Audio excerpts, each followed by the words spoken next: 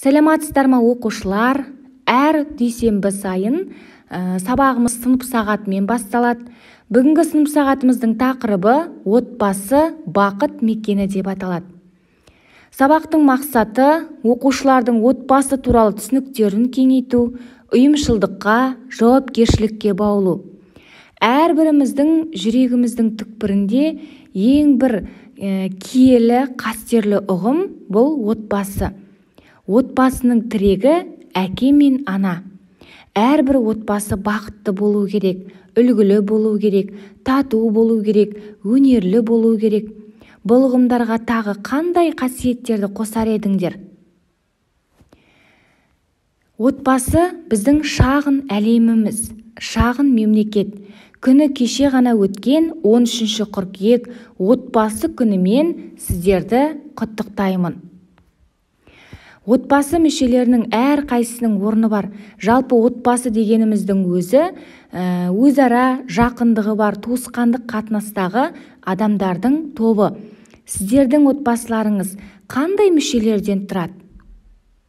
Отбасының атасы болуы мүмкін, әжесі болады, міндетті әкесі мен анасы болады, бауырлары болады, ағасы, қарындасы, сіңлісі, әпкесі болады, иә?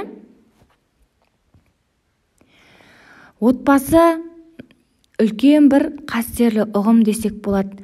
Ол біздің тамыр жайған терең қазығымыз. Кез келген отбасының өзіндік құндылықтары болады. Отбасы дегеніміз бір сүйіспеншілікпен құрылған топ, иә? Осы топтың өзінің құндылығы болады. Сенім болады, түсіністік, кешірім, адамгершілік, махаббат, әдет ғұрып, салт дәстүр. Міне, әрбір отбасыдан біз осындай үлкен құндылықтарды мұра ретінде алады екенбіз. Отбасыда әке асыраушы, қамқоршысы, ал ана отбасының жылуы. Ал балалардың міндеті осы әке мен ананың, әкенің еңбегін, ананың ақ сүтін ақтау ең басты борышы. Отбасындағы балалардың міндеті болып саналады. Ендеше отбасы туралы ұғымымызды ары қарай кеңейту үшін видеороликке назар аударайық. Отбасы деген не? Отбасы жарық дүниеге көзіңді ашқан сәттен бастап айналып толғанып, қорғап қоршап бауырына басатын теңдессіз ыстық ұя. Отбасы дүниеге шыр етіп келген сәбидің бірінші рет өзін сенімді сезінетін, жан рахатына бөленетін алғашқы бақыты. Отбасының жаңа қосылған мүшесіне анасы дүниеге келген сәттен құлағына сүйіспеншілік толы үнмен оған жалғыз емес екенін сыбырласа, әкесі жанында қолдаушысының әрқашан арқа сүйер асқар таудай сенімді тірегінің бар екенін сездіруге тырысып жатады. Сәби мына кең дүниені оған жанұясының ашып берген көз арқылы көре бастайды. Жылдар жылжып, балалық шақ өтіп, жастық шақ жетіп жеткіншек болады. Отбасы өмірдің әр баспалдағын өз аяқтарымен басу үшін сәбиін қанаттандырып, өмірге баулайды. Балаға жан қиярлықты, опалы болуды, жақсы мінезбен иман негіздерін үйрететін кең ауқымды тәрбие мекені.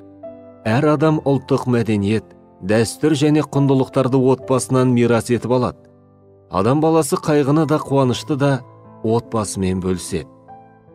Жауапкершілік, әділеттілік және ар намыстың не екенін отбасында көреді. Адамгершілік сезімдері қалыптасады, алғашқы дағдыларды меңгереді.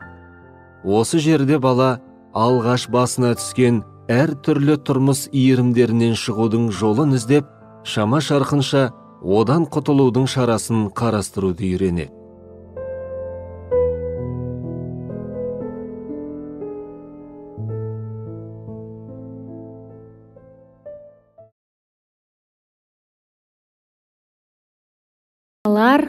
Отбасы туралы түсінігімізді кеңейткен болсақ, мынадай сұрақтарға жауап берейік.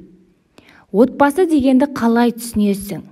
Отбасының басшысы кім болу керек? Сен қандай отбасыны армандайсың?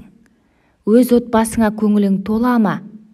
Отбасы туралы қандай мақал білесіңдер? Осы сұрақтарға жауапты мұғалімге жолдаймыз. Сіздердің жауаптарыңызды күтетін боламын. Ендеше балалар, бүгінгі сабағымыз аяқталды. Отбасы туралы білгендерімізді алдағы уақытта бірге талқылайтын боламыз. Әрбіріміздің отбасы мүшелеріміз аман, тату, амандықта болайық. Осымен сабағымыз аяқталды. Сау болыңыздар.